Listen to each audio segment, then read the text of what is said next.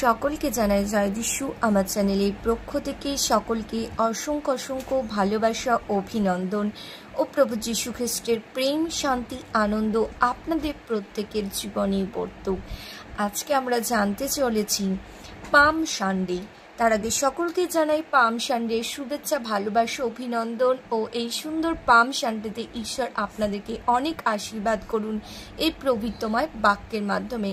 আজকে আমরা জানবো পাম সানডে কি এবং পাম সানডে কিভাবে পালিত হয়েছিল আজ থেকে 2025 বছর আগে, যখন প্রভু যিশু সেই জেরুজালেমে প্রবেশ করেছিলেন, সেই পবিত্র নগরে।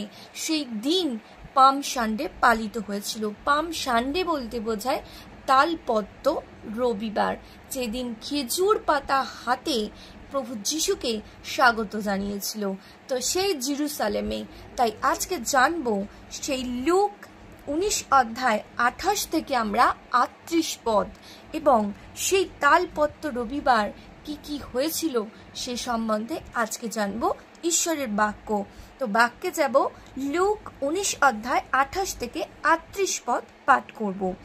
এই সকল কথা বলিয়া তিনি তাহাদের অগ্রে অগ্রে চলিলেন, জেরুজালেমের দিকে উঠিতে লাগিলেন।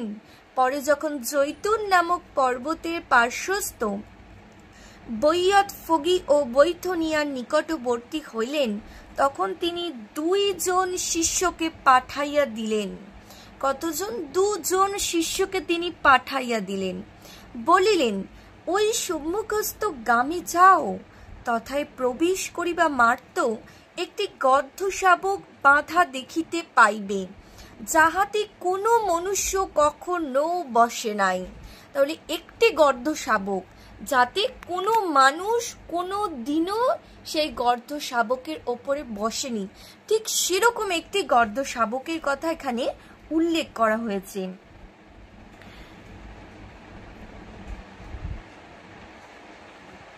তথায় প্রবেশ করিবা মাত্র একটি গর্ধ শাবক বাঁধা দেখিতে পাইবে, যাহাতে কোনো মনুষ্য কখনো বসে নাই, সেটি খুলিয়া আনো। আর যদি কেহ তোমাদিগকে জিজ্ঞাসা করে, এটি কেন খুলিতেছ, তবে এই রূপ বলিবে, ইহাতে প্রভুর প্রয়োজন আছে। প্রভু যিশু বলছেন তার সেই 2 জন শিষ্যকে, সেই গর্ধ শাবকটি বাঁধা আছে যাতে কেউ কোনোদিনও বসেনি, সেই শাবকটিকে খুলে নিয়ে আসো, এবং যদি কেউ তোমাদের জিজ্ঞাসা করে তাদেরকে কি বলবে, তাতে প্রভুর প্রয়োজন আছে। তখন যাহাদিগকে পাঠানো হইল, তাহারা গিয়া তিনি যে রূপ বলিয়াছিলেন সেই রূপ দেখিতে পাইলেন। তাহলে প্রভু যিশু তখনও কিন্তু জেরুজালেমে প্রবেশ করছে সবে মাত্র, অথচ গর্ধ শাবক সেখানে বাঁধা রয়েছে।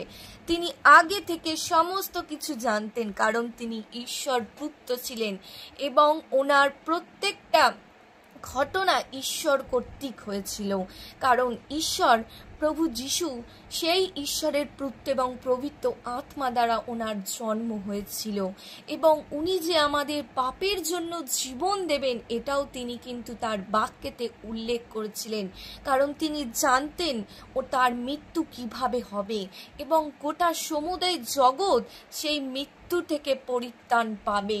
কারণ উনি যদি না আমাদের জন্য রক্ত দিতেন, সেই সৃষ্টিকর্তা, আমরা মুক্তি পেতাম না, আমরা আজকে পাপ থেকে মুক্ত হতে পারতাম না। তাই সেই প্রভু যিশুর বাক্য বলছে, যখন তাহারা গর্ধ শাবকটিকে খুলিতেছিলেন, তখন মালিকেরা তাহাকে বলিল, গর্ধ শাবকটি খুলিতেছ কেন? তাহারা কহিলেন, ইহাতে প্রভুর প্রয়োজন আছে। তাহলে প্রভু যিশু বলেছিলেন যে কেউ জিজ্ঞাসা যদি তোমায় করে তুমি তাকে কি বলবে, এতে প্রভুর প্রয়োজন আছে। ঠিক সেই ঘটনাটাই ঘটলো। তাকে জিজ্ঞাসা করা হলো সেই 2 জন শিষ্যকে যে এটাকে কেন খুলছো, তারা ঠিক ঈশ্বরের সেই মতোই উত্তর দিল যে এতে প্রভুর প্রয়োজন আছে। পরে তাহারা সেটিকে যিশুর নিকটে লইয়া আসিলেন এবং তাহার পৃষ্ঠে আপনাদের বস্ত্র পাতিয়া তাহারা ওপরে যিশুকে বসাইলেন। তাহলে কি হলো, গর্ধ শাবকটিকে খুলে নিয়ে আসলো এবং প্রভু যিশুর কাছে আনলো, এনে সেটিকে যিশুর নিকটে নিয়ে আসলো এবং নিজেদের জামা খুলে বস্ত্র পাতিয়া দিয়ে সেখানে প্রভু যিশুকে সেই গর্ধ শাবকের ওপর সেদিন বসানো হয়েছিল। পরে যখন তিনি যাইতে লাগিলেন, লোকেরা আপন আপন বস্ত্র পথে পাতিয়া দিতে লাগিলেন।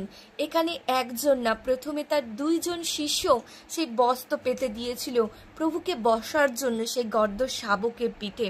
তারপর প্রত্যেকটা ব্যক্তি সেখানে পেতে দিয়েছে তাদের নিজের যে যার কাপড় প্রভু যিশুর সেই গর্ধবের ওপরে চেপে তিনি জেরুজালেমে ঊর্ধ্বলোকে তিনি যাবেন। তাই প্রত্যেকে নিজ নিজ বস্ত্র সেখানে পেতে দিয়েছিল পথের মধ্যে। আর তিনি নিকটবর্তী হইতেছেন, জৈতুন পর্বত হইতে নামিবার স্থানে উপস্থিত হইয়াছেন। এমন সময় সমুদায় শিষ্যদল যে সকল পরাক্রম কার্য দেখিয়াছিল সেই সমস্তের জন্য, কারণ তারা জানত প্রভু যিশু ঈশ্বর, কারণ তিনি ঈশ্বর পুত্র ছিলেন এবং পিতা পুত্র প্রভৃত আত্মা সেই প্রভু যিশু খ্রিস্ট, যিনি আশ্চর্য আশ্চর্য কার্য করেছিলেন। তাই তারা আনন্দপূর্বক উচ্চরবে ঈশ্বরের প্রশংসা করিয়া বলিতে লাগিল। তারা আনন্দের সহিত সেই দিন পাম সানডে, যেটাকে আমরা তালপত্র রবিবার বলি, সেই সানডেতে তারা আনন্দরবে চিৎকার করে বলছিল, যখন প্রভু যিশু সেই জৈতুন পর্বতে উপস্থিত হচ্ছে। তো তখন তারা প্রশংসা করতে লাগিল, ধন্য সেই রাজা যিনি প্রভুর নামে আসিতেছেন, স্বর্গে শান্তি এবং ঊর্ধ্বলোকে মহিমা। তাহলে কি বলছে? ধন্য সেই রাজা, ধন্য সেই রাজা যিনি প্রভুর নামে আসিতেছেন, যিনি ঈশ্বরের নামে এসেছেন, সেই প্রভু যিশু নাম যেটা ঈশ্বর কর্তৃক দেওয়া। মরিয়মের কাছে বলা হয়েছিল যে তুমি পুত্র প্রসব করবে এবং তার নাম কি রাখা হবে? যিশু। যোসেফের কাছে বলা হয়েছিল যে তার নাম যিশু রাখা হবে, আর সেই অনুযায়ী সেই মরিয়ম যিশু নাম রেখেছিলেন, কারণ প্রভু যিশু ঈশ্বর কর্তৃক, সেই পবিত্র আত্মা কর্তৃক তার জন্ম হয়েছিল। এবং স্বর্গে শান্তি এবং ঊর্ধ্বলোকে তার মহিমা। তিনি সশরীরে ঊর্ধ্বলোকে গিয়েছিলেন, তার আগে থেকেই ঈশ্বর কর্তৃক সেই বাক্য তাদের মুখ দিয়ে বলিতে হয়েছিল, স্বর্গে শান্তি এবং ঊর্ধ্বলোকে মহিমা, কারণ স্বর্গে সেদিন ঈশ্বরের মহিমা হয়েছিল। তিনি মৃত্যুকে জয় করেছিলেন, তিনি পুনরুত্থান দিয়ে গেছেন। আর সেই পাম সানডে, সেই দিন প্রত্যেকে যারা সেখানে ছিল সেই জেরুজালেমের, তারা প্রত্যেকে চিৎকার করতে লাগিল, ধন্য সদাপ্রভু, ধন্য সেই রাজা যিনি ঈশ্বরের নামে আসছেন, সেই ঈশ্বর, আমাদের সদাপ্রভু, আমাদের সৃষ্টিকর্তা, সেই প্রভু যিশু। তো সেই দিনটাকে আজ আমরা পালন করি সেই পাম সানডে হিসেবে, সেই তালপত্র রবিবার হিসেবে, যেদিন খেজুর ঝাড়ি নিয়ে প্রভু যিশুর সেই গর্ধ শাবকের ওপরে উঠে জেরুজালেমে প্রবেশ করছিলেন। এটাই ছিল তালপত্র রবিবার, অর্থাৎ পাম সানডে। তাই এই ভিডিওটি অবশ্যই যদি ভালো লেগে থাকে আমার চ্যানেলটিকে অবশ্যই লাইক, শেয়ার, কমেন্ট করতে ভুলবেন না। আরও নতুন নতুন তথ্য, ঈশ্বরের বাক্য আপনাদের কাছে যাতে হাজির করতে পারি, তার জন্য আপনারা আমার চ্যানেলটিকে অবশ্যই সাবস্ক্রাইব করে রাখবেন। ততক্ষণ আপনারা সুস্থ থাকুন, ভালো থাকুন এবং ঈশ্বরের সঙ্গে সাথে থাকুন। সকলকে জয় যিশু জানিয়ে আজকের ভিডিও এই পর্যন্ত।